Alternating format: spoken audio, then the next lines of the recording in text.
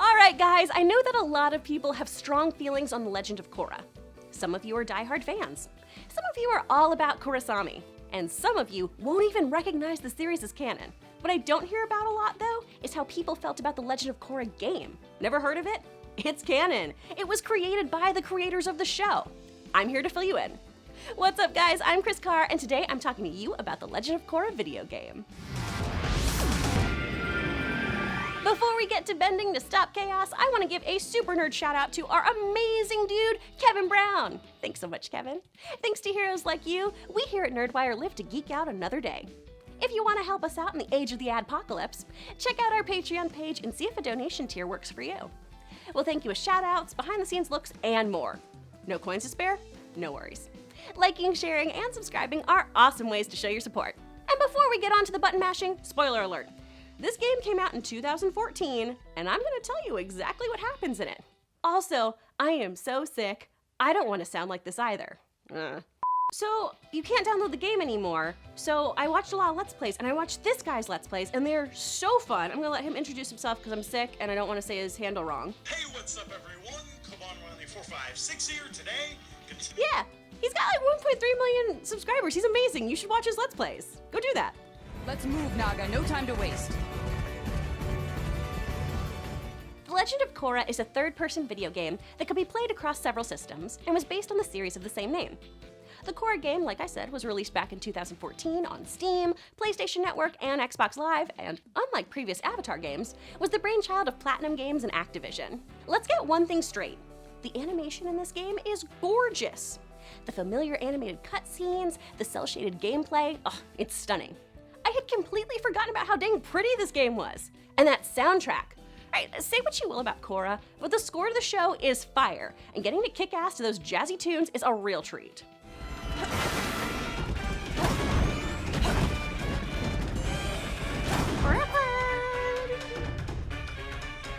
And she's driving in her car, and then there's triad triple threats, and then boom, boom, boom. The game takes place between books 2 and 3, and is written by the creators of the show themselves. After Korra opens the spirit portals, an ancient enemy of the Avatar named Hundun is released and set out to bring chaos to the world. Avatar Korra has to maintain order and balance in the world and keep Hundun from succeeding. Hundun did it. He Hundun did it. Oh, Dad Brett with the jokes. The game is separated into 8 chapters. We open with Korra battling a bunch of dark spirits in the spirit world. She's getting her butt kicked, and the scene fades to black and jumps us to a week before. Which feels very jarring, but hey, who am I to tell the creators of Avatar to work in a linear timeline? No one, that's who. Guys, can we focus? There's the opening bell. Whoa! And there go Mako and Bolin. So we do this time jump to the week before, where Korra, Mako, and Bolin are in a pro-bending match organized to raise funds for repairing the city after Unalaq ballsed everything up. Bolin and Mako are immediately launched off the platform, but Korra stands her ground and wins the match. While walking home after, Korra notices that members of the Triple Threat Triad are skulking in the alley with an old dude. The Avatar assumes these gang members are up to no good and that they're harassing the old guy. The gang scatters, and when Korra asks the man if he's alright, he just laughs maniacally and poofs away into the shadows. Suddenly, Korra is hit with a ton of chi-blocking darts and passes out.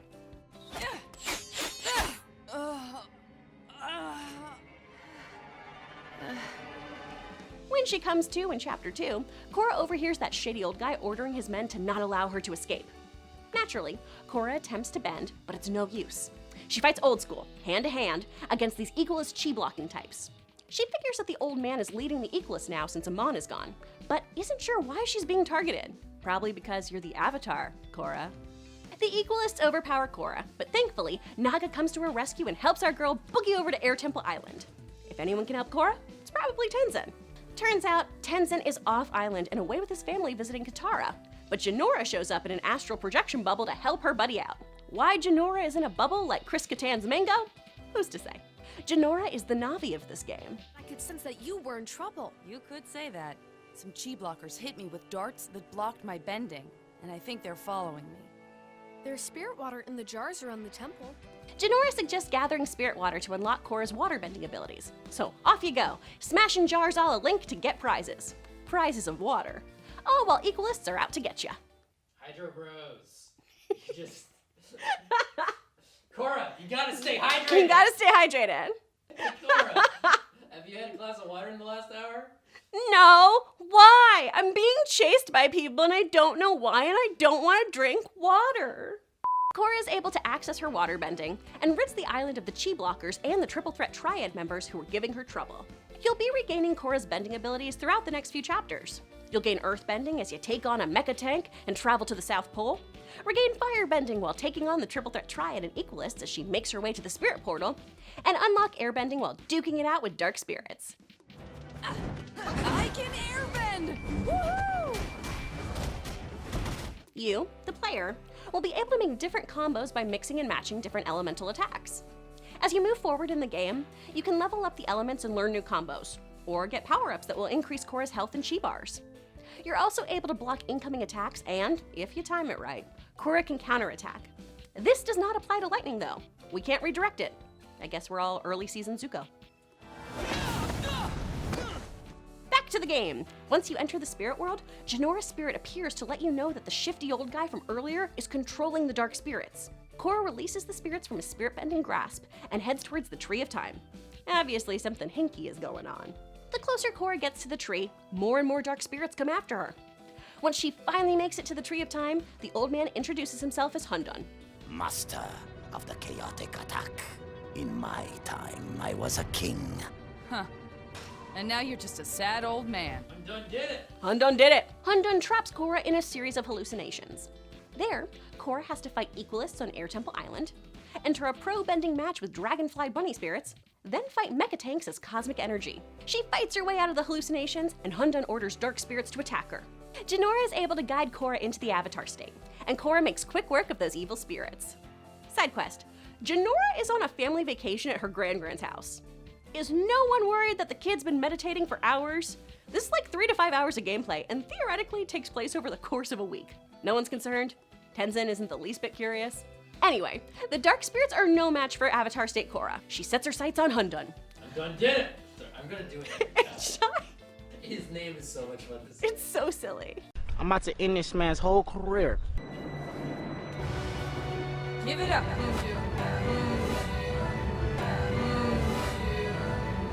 The Avatar is back. Hundun goes classic villain and starts monologuing. He fills Korra in on their backstory, how one of her previous incarnations defeated him thousands of years ago, forcing him to live in the spirit world to regain his powers. He realized that if he could extract the Avatar's chi, he would regain all of his powers.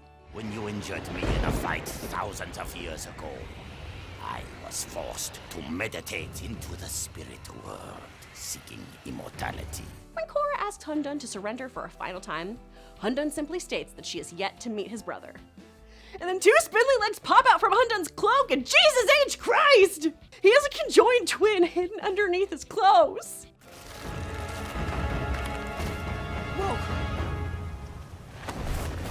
Now you will truly face the chaos. Okay, so I'm gonna focus on Hundun for a minute because this is a truly crazy baddie in the world of Korra, and almost no one knows about him. Hundun and his conjoined twin were kings in the physical world, having mastered some crazy powers and accumulating a ton of treasure. They were confronted by the Avatar, who fatally wounded Hundun's brother. This forced the twins to escape to the spirit world to save their lives. Hundun's brother was never able to fully recover, and this leads to Hundun becoming single-mindedly focused on ruining the Avatar.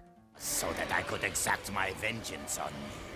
And now that you are here, I can achieve both of my goals at once. Attack! He spent centuries researching immortality and how to heal his bro. Thanks to the spirit portals being opened, Hundun could finally seek his revenge. This is way better. It's so than Korra. interesting, right? Way better than Kovera. I know. We're like, okay, yeah, you want to like, You're a Nazi now? yeah. Good job for trying to prove your worth, orphan girl, trying to set things right and being horrible and militaristic. Give me the evil conjoined twin. Dude, he's waited centuries in the spirit world plotting to take down the Avatar. With his brother just kicking it back here. Dude, Hundun is an insanely powerful earthbending master. He has crazy strength, both in terms of bending ability and sheer physical prowess. Over hundreds and hundreds of years, Hundun waited to get his revenge on the Avatar. And over that time, he learned all he could about hand-to-hand combat, chi and chi blocking. His most powerful move is the chaotic attack. This move allowed him the ability to teleport, produce shadow clones of himself, blast energy, summon dark spirits, and control those dark spirits. Homie makes Unalak look like a little bitch. If we actually got some more backstory here, this could be a seriously juicy villain. And the game is canon, so I'm not sure why we didn't put some more meat on those bones. Okay, got up sidetracked. Back to the game. Your powers have grown strong for 1,000 years, but mine have been growing strong since time began. Sakura and Hundun fight, and this is a seriously epic boss fight. Korra has to activate the Avatar state again to get on Hundun and Ko's level. Eventually, Korra is able to use spirit bending to vanquish him. Them. Yeah.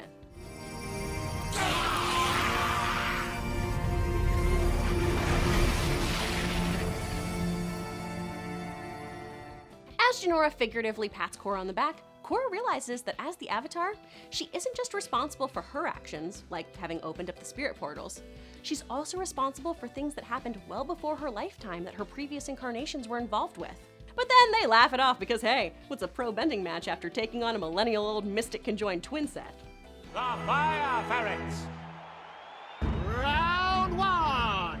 After you beat the game, you unlock the ability to play pro bending matches. Which, honestly, I want a game of that. I love pro bending. It's elemental Quidditch, and I am here for it. Okay, real fun fact. Yeah? There is an officially licensed Korra board game that is just pro bending. It's just bending? It's pro bending. They kickstarted it last year. I was looking to buy it, and it looks like they don't have any available in the store right now. Oh. We want the game. We'll play it on the internet. Pro bending in the game consists of 5 matches, all of which are 3 rounds, and you'll play teams at random. Obviously, you'll be playing as Korra on Team Fire Ferret, and you'll only be able to use water bending attacks, as well as defensive moves such as blocking, countering, dodging, and jumping. The rules are pretty much the same as in the show. The team who wins the most rounds wins the match, unless a team throws all the players on the opposing team off of the platform. Pay attention to the match and not get blasted off again. Oh, is that why you broke up with Mako? Because he's the weakest member of the team? Bull in? What? I'm just trying to cut the tension between you two? Another cool feature in the game is that you'll occasionally be able to control Naga. She has a different health system than Korra, consisting of just 3 lives. If you crash into something, life gone. Lose all 3, you're back to your latest checkpoint. Once Korra is able to bend all the elements again, Korra can help Naga. This is probably the most interesting feature in the game to me. Waterbending can create a water shield. Earthbending allows Naga to double jump. Firebending lets you as Korra launch fireballs while on Naga. And airbending gets Naga to run faster and jump higher for short periods of time. Another fun factor is that your item shopkeeper is none other than everyone's favorite uncle, Iroh. Hello, Korra. Have a look around. Iroh runs the spirit shop where you can trade spirit energy for items like consumables for energy and talismans and scrolls to boost your attacks and defenses.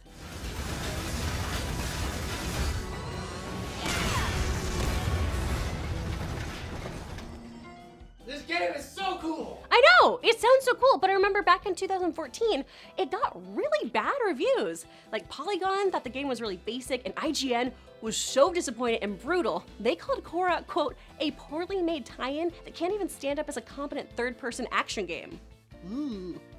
I personally don't remember it being so dismal, and unfortunately, it's not available to download legally via Steam, PlayStation Network, or other downloadable means. I gotta hawk up real money to buy an actual copy. Gross. Seriously, Korra? Which one of us do you think is better? I can't choose. Besides, if you're not number 1, what's it matter? Oh, I think that's some Avatar smack talk. Of course, I'm just skimming the surface on the game. What do you remember? Did you love it? Hate it? Let me know down below. For more videos, just click to the left of my face. Once again, thank you to all of our sponsors on Patreon, especially you, Kevin! And thank you for watching. I'll see you, Space Cowboy.